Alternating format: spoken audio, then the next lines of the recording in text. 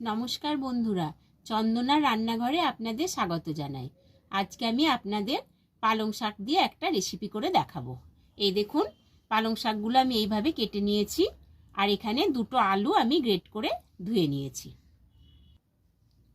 আর এখানে আমি একটা বড় টমেটো বেটে নিয়েছি, আর আছে কাঁচা লঙ্কা চেরা আর কাঁচা লঙ্কা কুচি, আর এখানে আদা বাটা আছে। আমি এখানে একটা পাত্র নিয়ে নিলাম, নিয়ে আমি পালং শাকগুলো দিয়ে দিচ্ছি।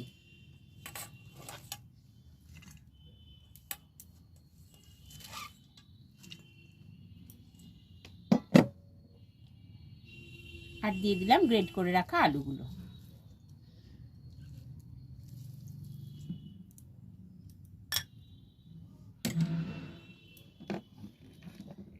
দিয়ে দিচ্ছি লঙ্কা কুচি।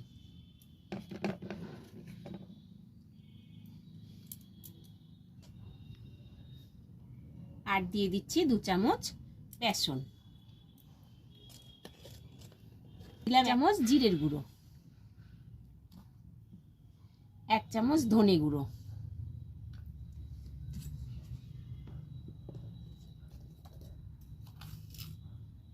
পরিমাণ মতন লবণটা দিয়ে দিলাম।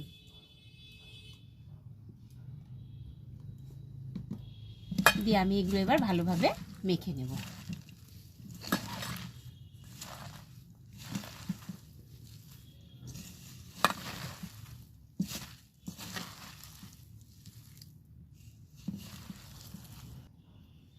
দেখুন, আমি খুব সুন্দর করে মেখে নিলাম।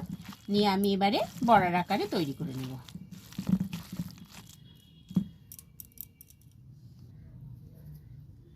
এই যে আমি এইভাবে তৈরি করে নিচ্ছি।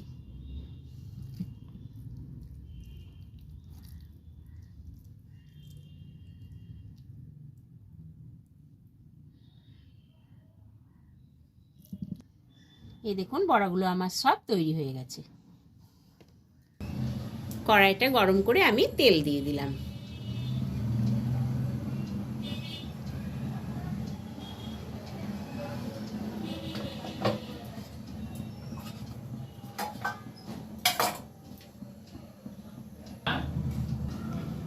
আমি এবার বড়াগুলো ভেজে নেব।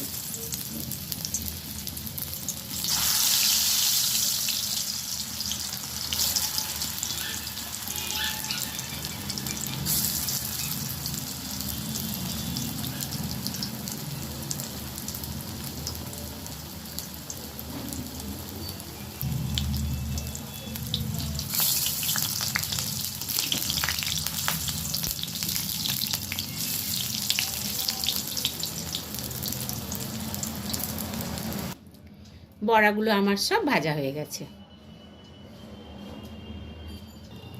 ওই তেলের মধ্যে আমি জিরে ফোড়ন দিয়ে দিলাম, আর দিয়ে দিলাম তেজপাতা, আর চেরা কাঁচা লঙ্কা। নিয়ে আমি দিয়ে দিলাম আদা বাটা, টমেটো বাটা,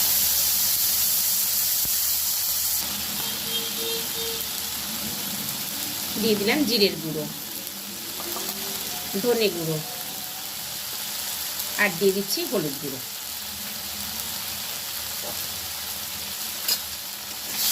দিয়ে আমি মশলাটা খুব সুন্দরভাবে কষিয়ে নেব।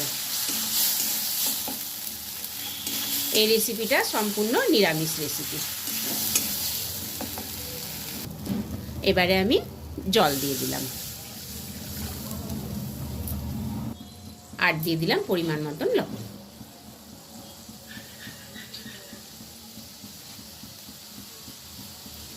দিয়ে আমি একটু ঢাকা দিয়ে দিচ্ছি। মিনিট 2 পর আমি ঢাকনাটা খুলে দিলাম।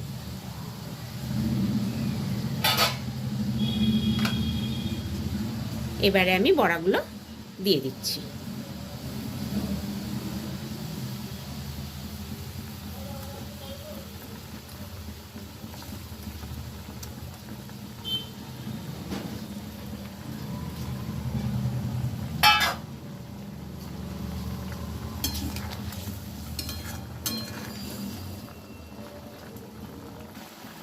দিয়ে দিলাম গরম মশলার গুঁড়ো, আর দিয়ে দিলাম একটু ঘি।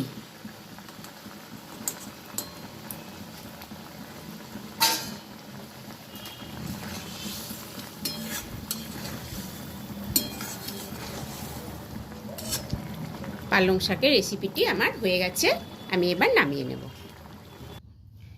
বন্ধুরা, এই রান্নাটি আপনাদের ভালো লাগলে ভিডিওটিকে প্লিজ লাইক ও শেয়ার করবেন এবং আমার চ্যানেলটিকে প্লিজ সাবস্ক্রাইব করে দেবেন। আবার দেখা হবে নতুন একটি রেসিপি নিয়ে, নতুন একটি ভিডিওতে। ধন্যবাদ।